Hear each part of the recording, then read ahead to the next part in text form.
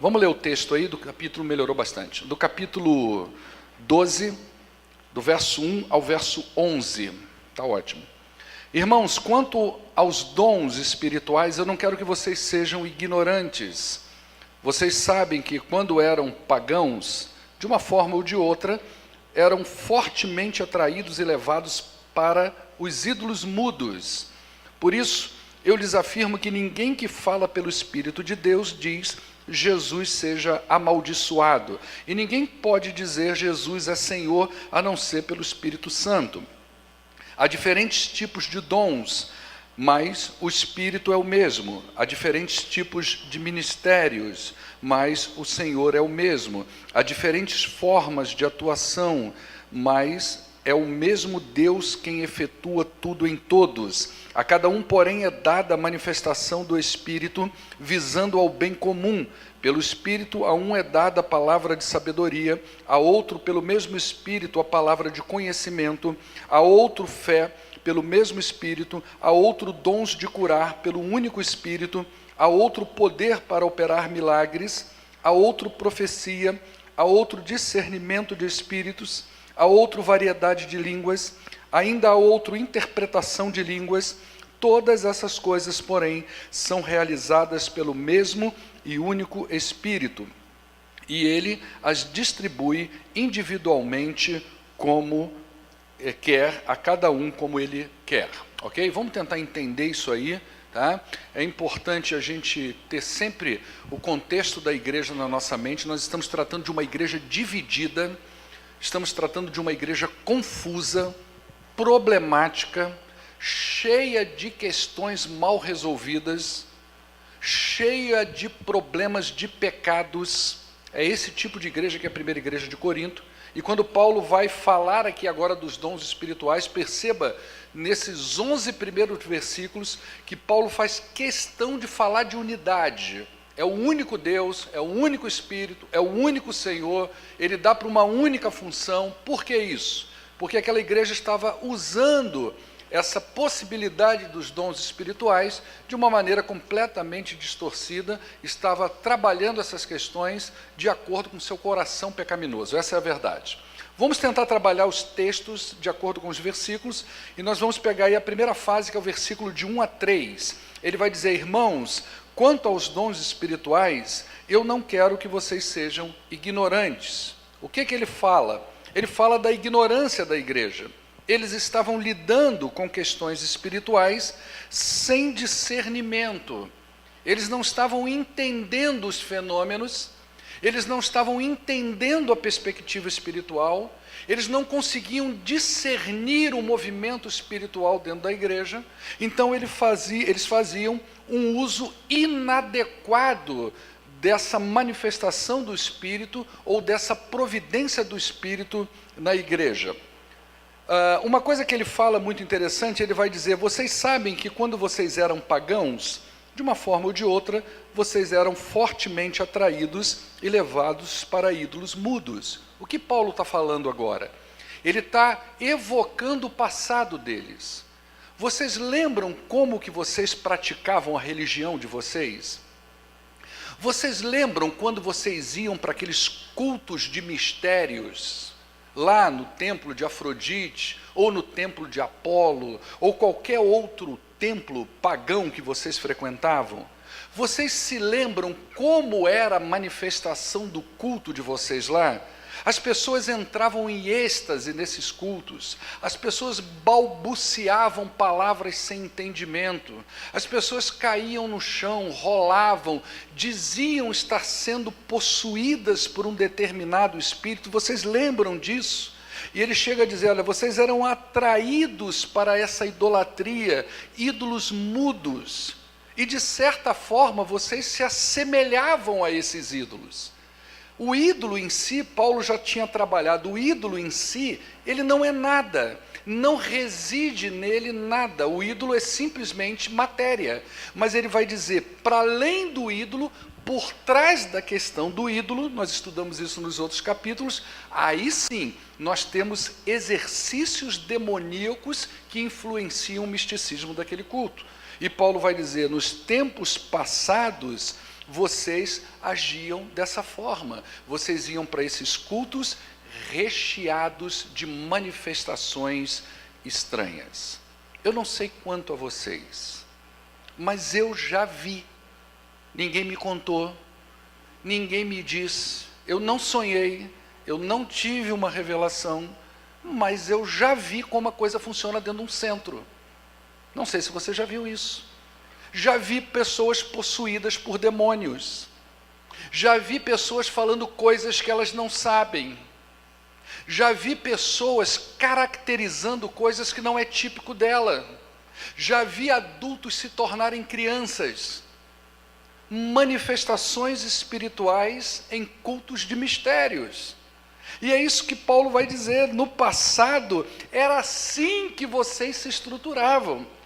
E vocês iam atrás desses ídolos, e por trás desses ídolos tinha toda uma manifestação, e de certa forma vocês se tornavam tão ignorantes quanto os ídolos. Eram mudos, cegos, surdos, não conseguiam entender nada, não conseguiam discernir nada, não conseguiam perceber absolutamente nada. E Paulo vai dizer: eu não gostaria que vocês fossem ignorantes como vocês eram no passado, quando agora o que está diante de nós já não é mais uma coisa demoníaca, mas algo que vem de Deus para a vida da igreja. Então isso que vem de Deus para a vida da igreja precisa ser entendido, percebido e discernido espiritualmente. E precisamos agir com essas coisas de uma forma também do ponto de vista espiritual e com sabedoria. É possível que eles estivessem reproduzindo essas mesmas práticas que eles tinham nas ocasiões passadas dentro da própria igreja. Então, não é difícil hoje você perceber, não sei se você já viu isso, hoje nós temos as redes sociais que acabam transmitindo para a gente uma série de informações, mas não é incomum, às vezes, você vê um culto, uma celebração, e ela aparece lá no Facebook em que você não tem discernimento realmente do que está acontecendo ali. As pessoas se comportando igualzinho elas se comportavam nas religiões que elas praticavam antes.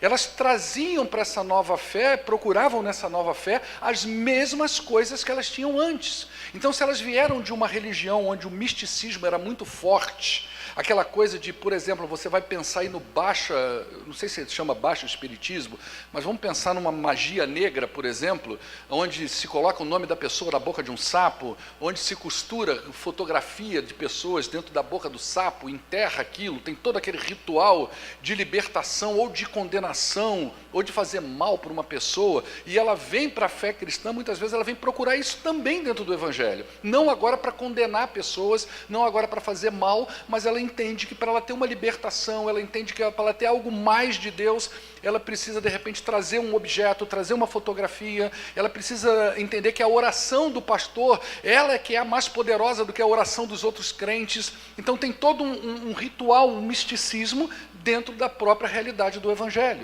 E Paulo vai dizer: eu não queria que vocês procedessem dessa forma. E é possível que dentro da igreja estivesse havendo tais manifestações. Nós estamos trabalhando, irmãos, com possibilidades. Por que isso? Porque isso aqui é um telefone sem fio. A gente só está ouvindo um lado. A gente não sabe realmente o que Paulo está respondendo.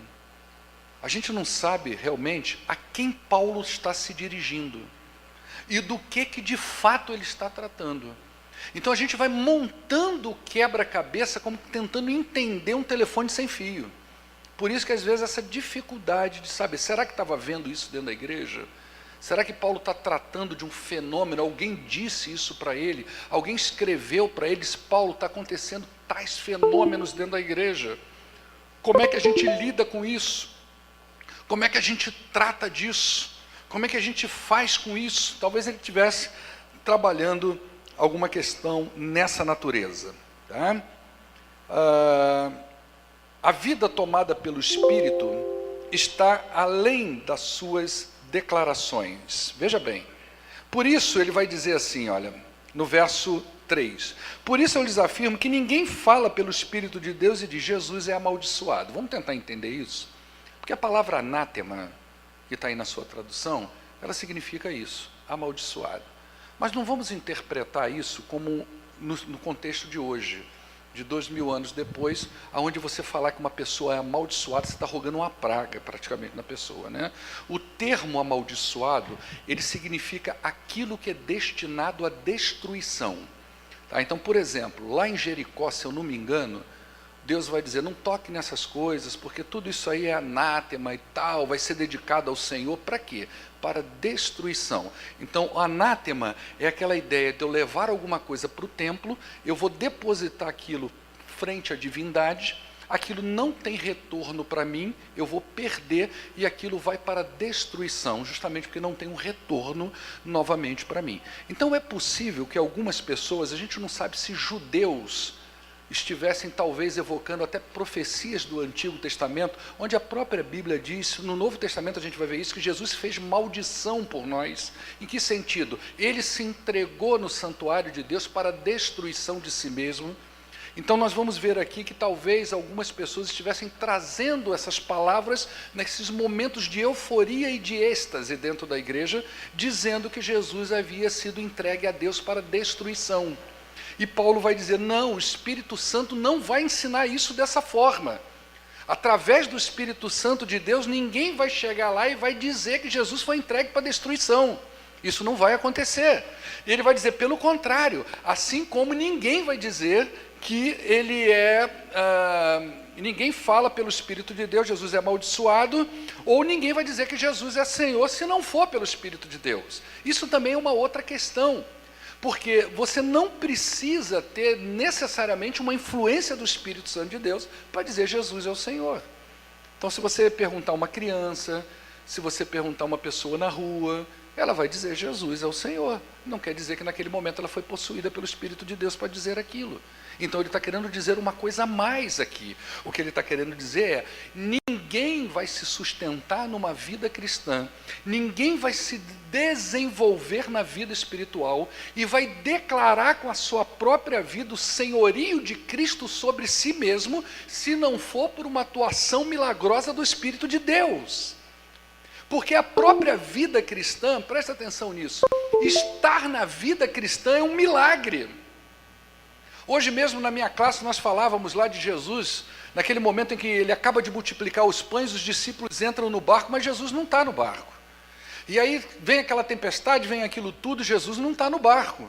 De repente Jesus aparece lá andando pelo mar, eles pensam que é um fantasma, Jesus diz que não é fantasma, é ele mesmo. E aí Pedro olha e diz assim, então se tu és o Senhor, manda eu ir contigo. Deixa eu ir também, deixa eu experimentar, deixa eu entrar nessa esfera do sobrenatural. Deixa eu entrar nesse negócio poderoso. Vem lá, ué. E ele foi. E o que aconteceu com Pedro, irmãos? Não, ele não afundou, ele andou, irmãos. Ele não afundou, ele andou. Não foi isso que aconteceu? Ele andou. Ele andou. Ele olha para o lado, ele vê um vento, ele vê um troço. Aí ele afundou, correto? Ele teve fé. Teve fé para sair do barco.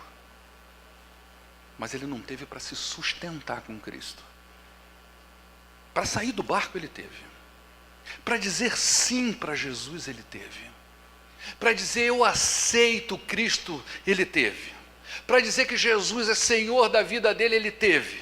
Mas para declarar com a vida dele que Jesus é Senhor ele não teve. E aí depois é que você vai ver aquela fala que a Marina trouxe, esse sermão maravilhoso aqui um dia, que depois Jesus diz para ele, Pedro, quando você se converter, aí você vai ensinar os outros. Quando realmente o Espírito Santo de Deus influenciar a sua vida, aí você vai declarar para todo mundo que Jesus é Senhor. Aí você vê aquele momento em que Pedro e João são presos, por exemplo. Ele ali declara Jesus como Senhor da sua vida, porque o Espírito Santo agora sim está nele. Agora ele converteu, agora ele declarou com a sua vida a confiança em Cristo, a dependência de Cristo. E é isso que Paulo está dizendo, ninguém diz com a sua própria vida que Jesus é o Senhor, se o Espírito Santo de Deus não estiver na vida dessa pessoa. Porque para viver a vida cristã, meu amigo, você precisa de um milagre. Para viver a vida cristã com autenticidade, o Espírito Santo precisa estar no teu coração. Para desenvolver a vida cristã com potência, de acordo com a palavra de Deus, tem que ter uma influência poderosa do Espírito Santo de Deus. não é só vir para a igreja. Não é só executar uma tarefa na igreja. Mas é declarar para todo mundo, Jesus Cristo é o Senhor. É isso que Paulo está dizendo. Em contraste com a ideia de que ninguém diz que Jesus é amaldiçoado, foi entregue para destruição, como as coisas eram entregues nos cultos antigos. Ninguém vai falar isso sobre influência do Espírito de Deus. Também ninguém vai declarar a vida cristã se não for por influência do próprio Espírito de Deus. A verdadeira confissão cristã é obra do Espírito Santo, não dos meros depoimentos que nós fazemos. A gente tem muito depoimento. Muita gente depõe que Jesus Cristo é o Senhor. Muita gente diz que Jesus Cristo é o Senhor. Mas não são todos que vivem como se Jesus Cristo fosse o Senhor. É isso que Paulo está dizendo. Depois dos versos 4 para baixo, ele vai dizer: há diferentes tipos de dons, mas o Espírito é o mesmo.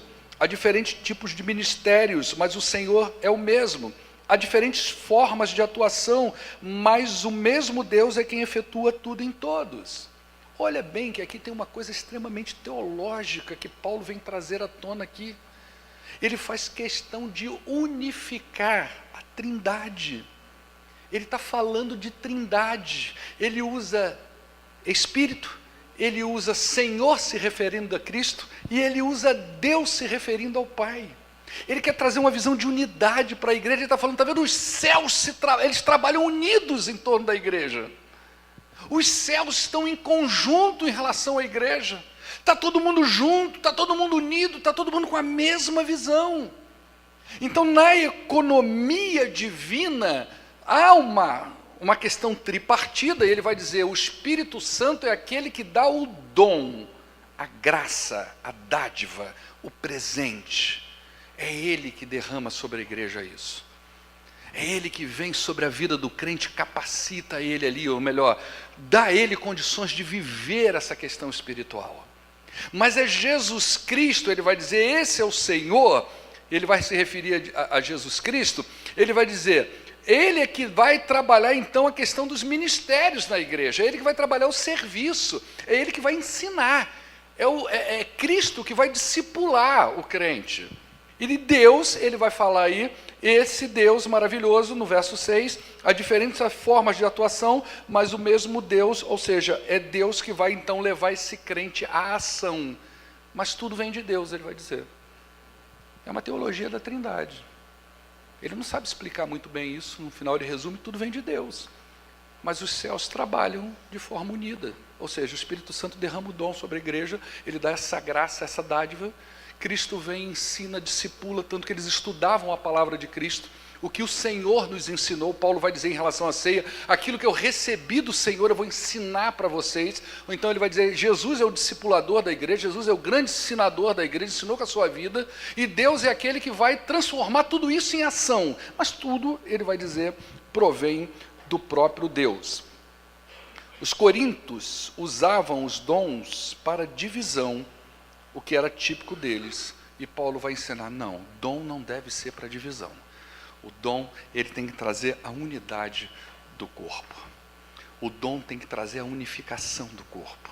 O dom tem que trazer o crescimento do corpo, a junção do corpo. E uma coisa interessante aqui nesse texto é que, deixa eu ver se aqui há diferentes tipos de dons, mas o Espírito não, mas acho que é um pouquinho mais na frente. Que nós vamos ver aqui que não tem ninguém na igreja que não tenha recebido de Deus essa capacitação, esse dom. É para todo mundo. Para que a igreja cresça, para que a igreja seja unida, o Espírito Santo vem e derrama sobre todos. Nós vamos falar nisso um pouquinho mais na frente. Depois ele vem aí nos versos 7 a 11. Vamos ver o que diz aí. A cada um, porém, é aí que eu vou falar disso, provavelmente. A cada um, porém, é dada a manifestação do Espírito, visando ao bem comum. Pelo Espírito, a um é dada a palavra de sabedoria, a outro, pelo mesmo Espírito, a palavra de conhecimento, e a outro, pela fé, a outro fé pelo mesmo Espírito, a outro dons de curar, pelo único Espírito, a outro poder para operar milagres, a outro profecia, a outro discernimento de espíritos, a outro variedade de línguas, e ainda a outro interpretação de línguas. Todas essas coisas, porém, são realizadas pelo mesmo e único Espírito, e eles as distribuem individualmente a cada um como ele quer. Então, Paulo agora vai começar a falar da manifestação do Espírito. Ele vai dizer a manifestação, ou seja, a presença do Espírito na vida do crente tem um propósito que está acima dos seus próprios interesses. O que as pessoas faziam? Elas usavam os dons para o autocrescimento. Eu tenho esse dom, você não tem. Eu não sei se você já conheceu lugares assim. Eu me lembro, já falei isso aqui, eu tive um amigo nigeriano, e ele um dia sentado com a gente, ele disse: Paulo, na igreja que eu frequento funciona assim. Ele disse isso para mim. Funciona assim. Tem uma parte da igreja que só senta quem fala língua estranha. A outra parte da igreja é aqueles que acham que falam e simulam para se parecer com os outros. E a outra parte é que não é nada mesmo. É assim. Há uma divisão clara dos mais espirituais e dos menos espirituais. O que Paulo está dizendo aqui? Não é nada disso.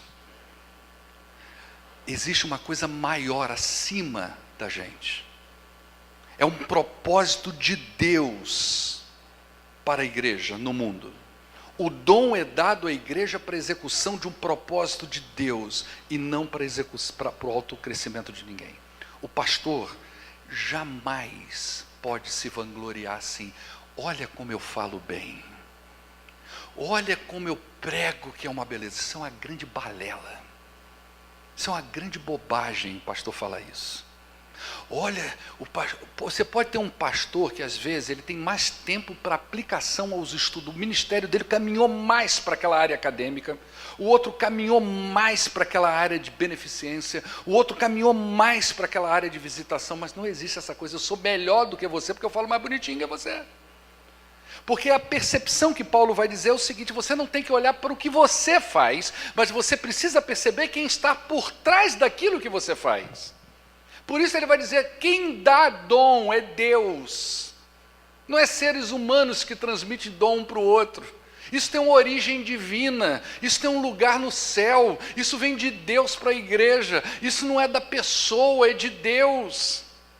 E ele vai dizer: toda essa arrogância, todo esse orgulho, toda essa prepotência que vocês estão tendo aí na igreja, isso tem que cair por terra, porque nada disso vem de vocês. É isso que ele está dizendo. Por isso que ele faz questão de dizer: o Espírito é um só, é Ele que dá, é Ele que reparte, é Ele que divide, é Ele que dá para cada um de acordo com o propósito dele.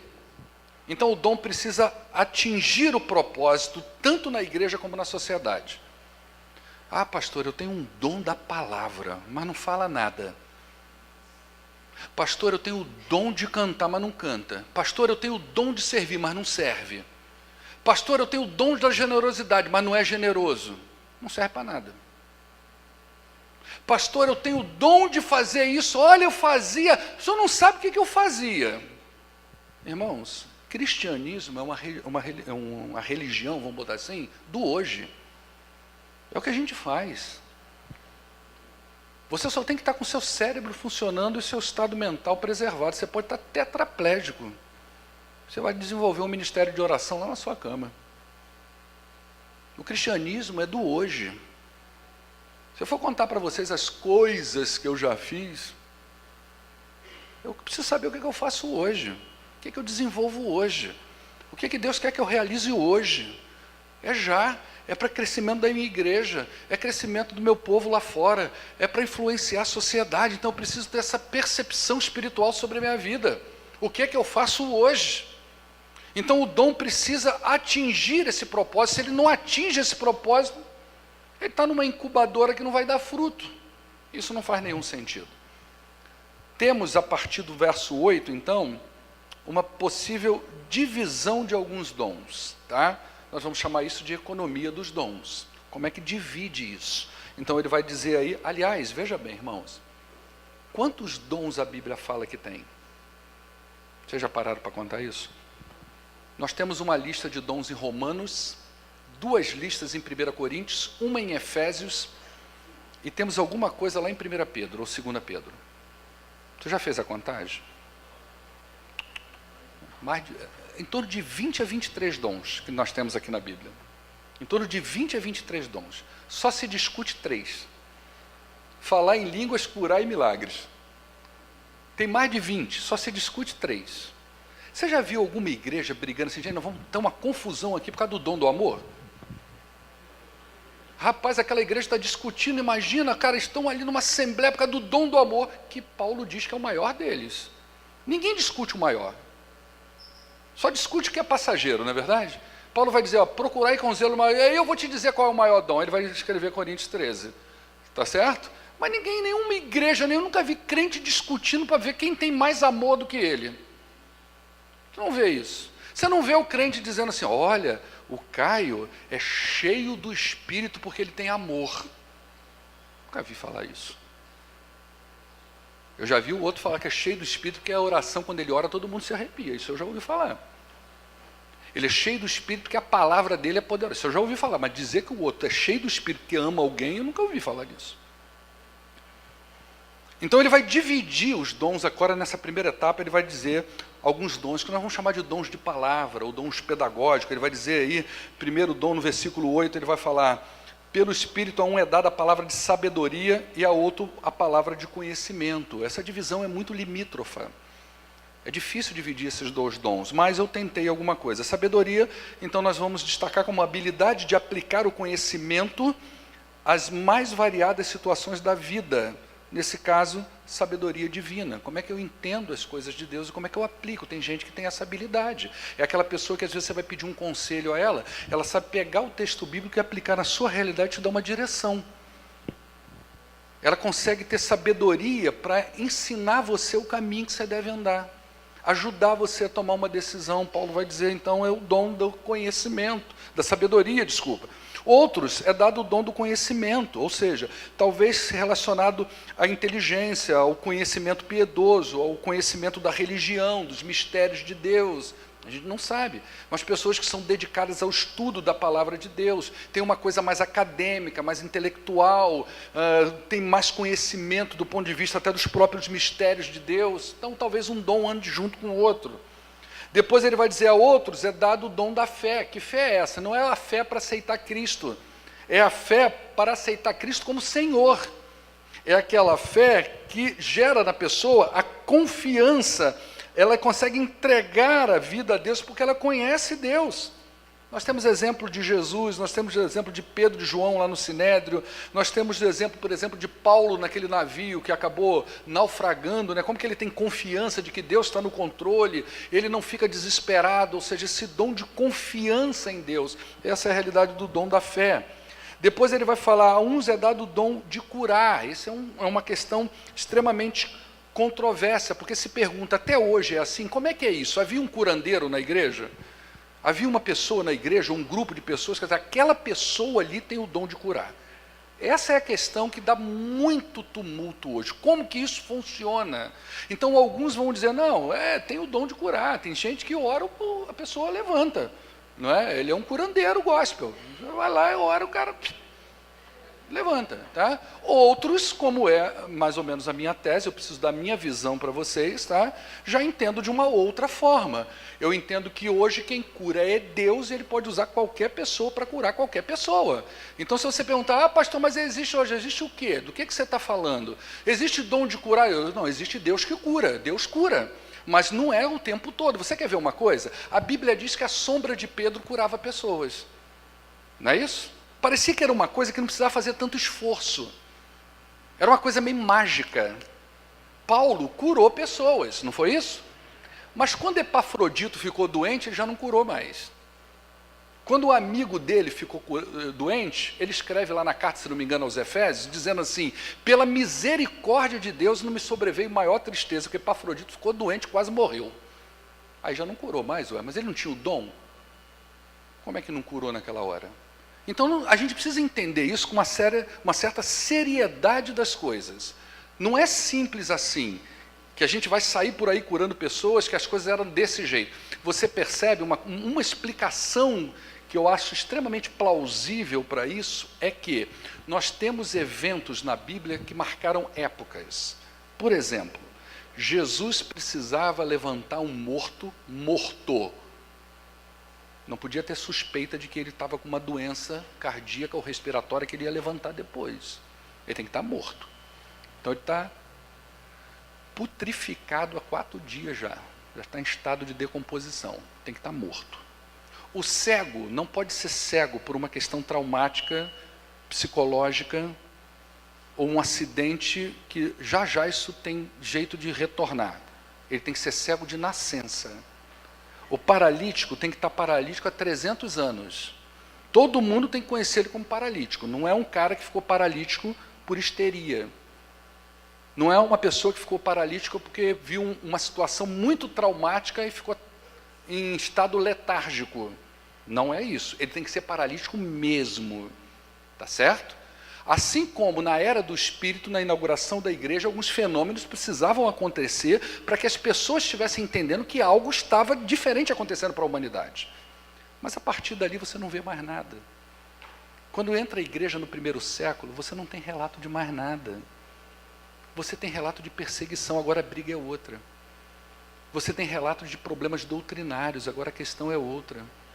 Você já não tem mais o relato que você tinha, nem nas cartas de Paulo você já não vê mais ênfase em nada daquilo que você via no livro de Atos. Então não é que Deus parou de fazer, não é isso que o pastor Paulo está dizendo, não é que Deus não é poderoso para exercer milagres, não é isso que o pastor Paulo está dizendo. O que eu estou dizendo para você, que as coisas como aconteciam na forma que nós lemos no livro de Atos, parece que teve um tempo marcado para acontecer. E que hoje as coisas acontecem segundo a vontade de Deus, nos momentos que Deus entende que precisa acontecer. Quantas vezes eu e você, ou grandes pessoas, já oraram por muita gente e a pessoa morreu? Não houve cura. Quantas vezes nós já pedimos tantas coisas milagrosas a Deus e não aconteceu? Ah, pastor, mas eu orei um dia e aconteceu. Eu também. Eu também conheço gente que foi curada. Eu também conheço gente que foi tratada por Deus, porque eu creio que Deus pode fazer isso. Mas não como aquele jeito. Não que a sombra de uma pessoa vai curar, não que uma imposição de mão vai mudar, mas se a vontade de Deus tiver, uma criança vai mudar tudo. Tiago chega a escrever, olha, quando alguém ficar doente, faz o seguinte, convida lá os presbíteros da igreja, leva um olhinho, que era o remédio da época, chega lá no cabra, faz uma massagenzinha, faz uma oração. A oração do justo, ela pode muito nos seus efeitos. Vai lá e faz isso lá, ora por ele lá. Ele já não diz assim, faz o seguinte, leva o irmão tal, que quando ele orar, a chapa vai ferver lá naquele lugar. Ele não diz mais isso. Então a gente tem que ter um pouquinho de serenidade nessas coisas, né? Então o dom de curas, não é? Depois ele vai falar aí,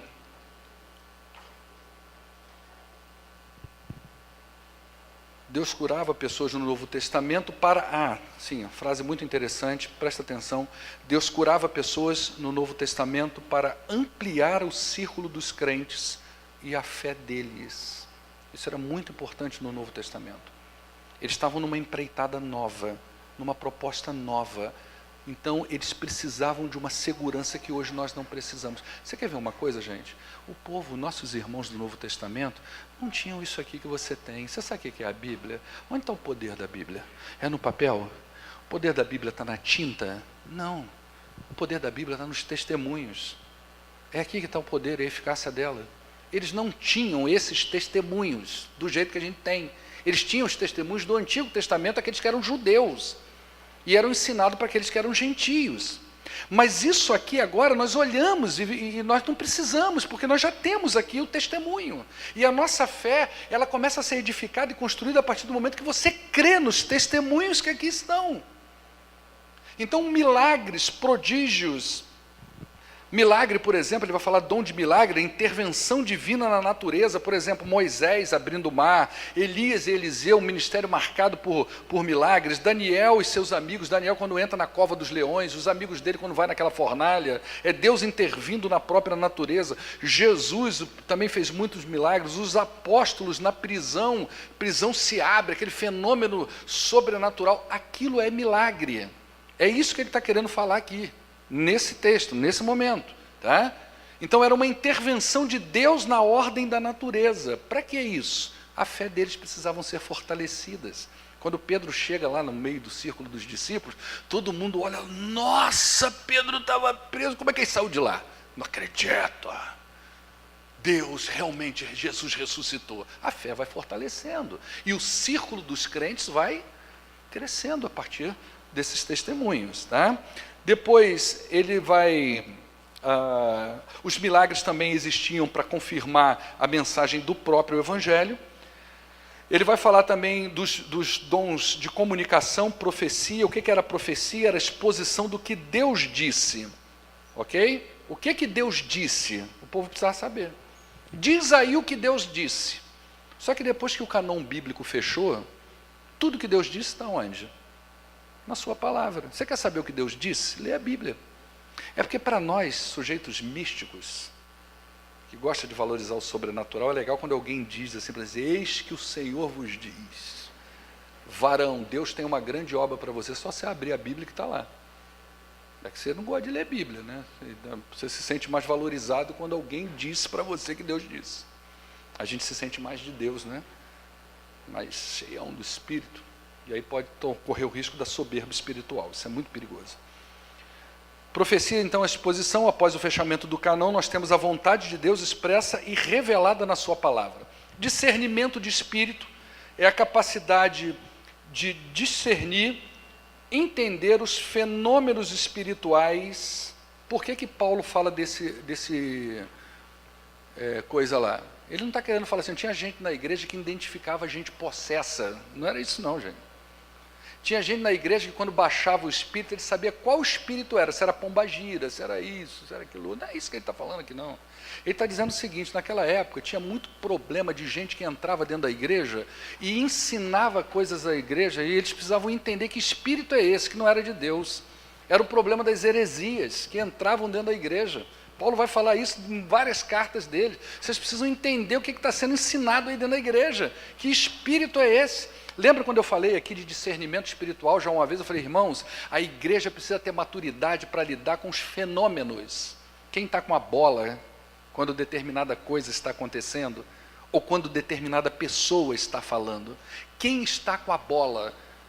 É o sujeito? É Deus ou é Satanás? Quem é que está mandando no jogo? Tem coisas, tem problemas na igreja que não diz respeito ao caráter da pessoa, não diz respeito se ele é crente ou se ele não é, diz respeito ao que está acontecendo espiritualmente no meio da igreja. E é esse discernimento espiritual que nós precisamos ter na vida cristã. É quando alguém chega para você, lembra que eu te falei do canto de Eva na semana passada? E aí? O que você acha disso? Você acha que isso é assim mesmo? Lembra que eu falei isso na semana passada? Quem que ouviu a primeira vez sobre a dúvida foi Eva. É o sujeito que às vezes cerca você no corredor e te joga uma semente de dúvida em relação a alguém na igreja, ao ministério na igreja, ao pastor da igreja, à música da igreja. Você lança aquela semente da dúvida no seu coração. Esses cantos, a gente tem que ter discernimento. O que é isso? É Deus que realmente está falando comigo ou tem alguma coisa por trás disso? E os ensinos que são dados à igreja. Então nós temos aí os dons comunicáveis. E aí eu quero destacar para vocês, o tempo não vai deixar isso, né? Satanás comunica coisas falsas, exemplo de Eva e de Pedro, ambos sofreram influência de Satanás para comunicações falsas. Satanás opera milagres, você vai ver isso aí em Mateus, em 2 Tessalonicenses também, que nos últimos dias viria o homem da iniquidade, ele operaria muitos milagres. O próprio Jesus vai dizer que naquele dia muitos se aproximarão dele, falando que fizeram milagres, prodígios, curaram pessoas, expulsaram demônios. Jesus vai dizer, eu nunca conheci vocês. Então Satanás é astuto nisso também, por isso que precisa de discernimento. Satanás introduz dentro da igreja falsos mestres, você vai ver isso em Judas 4, 2 Pedro 2, capítulos, versos 1 e 2. Satanás introduz no meio da igreja pessoas com discursos diferentes, pessoas com questão de colocar dúvida no coração das pessoas, ensinos errados sobre a vida, sobre a fé, põe líderes, pastores, às vezes, que levam a igreja ao caos. Nós ouvimos isso, Neemias e Antônio, né? Antônio até falou assim, não é possível. Na verdade, eu falei, é possível, porque assim como tem crente enrolado, tem pastor enrolado. Assim como tem crente que fala um monte de bobagem, tem pastor que só ensina besteira para a igreja. Esse é o discernimento que precisa ter. Acabou com a igreja, você viu lá, né? A igreja está 10 anos aí e não se recuperou direito. Então, as dificuldades que se tem quando não há discernimento do que está acontecendo dentro da igreja. Tá? Nós estamos terminando. Depois ele vai falar do dom da variedade de línguas, que eu deixei para o finalzinho, que é para eu correr com ele, nem dar bola, entendeu, irmãos? Que já são 11 horas da manhã, na verdade. Mas o dom de línguas, no capítulo 14, ele vai se repetir. Tá? O dom de línguas, o significado não é certo aqui nesse texto, porque a cidade de Corinto é uma cidade cosmopolitana, uma cidade de fronteira, uma cidade de embarcações portuária. Então, é possível que na igreja nós tivéssemos pessoas também oriundas de vários lugares e que talvez em algum momento, em momentos de êxtase espirituais, essas pessoas poderiam orar no seu próprio idioma, tá certo? E precisava alguém interpretar aquilo ali, porque senão ninguém ia entender nada. Como pode estar se referindo a algum tipo de fala realmente desconhecida, tá certo? E Paulo vai dizer, bom, já está falando uma coisa que ninguém entende, alguém precisa interpretar, porque como é que vai ser? Como é que vai orar e ninguém vai entender? Alguém tem que saber o que está sendo dito aí, tá? Então não fica claro, tá bom? Para a gente fechar, o que a gente precisa fazer? Não precisa ficar preocupado, o pastor não falou de dom de línguas, era isso que eu queria saber, pastor. O pastor ainda vai falar dessas coisas, tá bom? Fica em paz, porque para eu falar de dom de línguas, eu tenho que começar lá em Atos 2. E nós vamos ficar aqui o dia inteiro falando disso e não vamos chegar à conclusão e vou ficar enrolado igual a igreja de Corinto. O que a gente termina aqui, gente? O Espírito é a fonte canalizadora de todos os dons. E esses dons são distribuídos mediante a vontade de Deus para cada pessoa. É distribuído, tá? É na diversidade da igreja que Deus distribui os dons, e nessa diversidade da igreja, Deus unifica a igreja. Não existe uma pessoa que é detentora de todos os dons, mas existe uma igreja que é detentora de todos os dons dentro da sua comunidade. Cada um tem pelo menos um dom, precisa buscar isso, tá? Os dons, apesar de serem as pessoas, os dons, apesar de ser através de pessoas ou dado, distribuído a pessoas, o propósito não é individual. E como Paulo disse lá em Efésios 4:12, é para o aperfeiçoamento da igreja. É para isso que existe o dom. Ele não é individual. Se você, pastor, eu tenho um dom aqui e tal, mas se ele não edifica o corpo, não faz sentido. Pastor, eu tenho um dom dado por Deus, alguém um dia orou por mim, você nunca pôs isso em prática, também não faz sentido. O dom só faz sentido quando ele está girando a máquina da igreja. Aí ele faz sentido. Senão, não é nada. Ele gira a máquina da igreja para que a igreja influencie o mundo lá fora. Amém? Então vira para a pessoa que está do teu lado e diz assim, e aí, qual que é o seu dom? Não vai dizer para mim que é dom de flanelinha, de banco, não vem com o negócio de curar, já curou alguém? Curar, tal, não, não, vamos falar na prática, qual é a tua realidade? Você tem que dizer para a pessoa assim, qual é a sua realidade? Qual é a sua realidade? É isso que a gente tem que trabalhar. Você foi chamado realmente para quê, irmão? Porque vamos botar isso em prática, para que realmente a tua igreja cresça e se desenvolva. Ok? Vamos orar ao nosso Deus? Não se preocupem que a gente vai falar mais dessas coisas, tá? E na escola bíblica talvez você vai poder se expressar, falar, colocar sua opinião, dizer que você é contra, fica tranquilo, tá bom? Não precisa se espantar com isso. Senhor, nós agradecemos por esta manhã e pedimos em nome do Senhor Jesus Cristo, que o Teu Espírito nos oriente da melhor forma possível, de modo, ó Deus, que a Tua igreja seja aperfeiçoada e que ela tenha condições de influenciar a sociedade à sua volta. Desperta na Tua igreja os dons espirituais que ela precisa para a execução da Tua vontade e do ministério dela aqui nesta terra, nesse lugar. Em nome de Jesus nós oramos hoje e sempre. Amém. Dá um abraço na pessoa que está do teu lado e deseja a paz de Jesus para ele. Deus abençoe.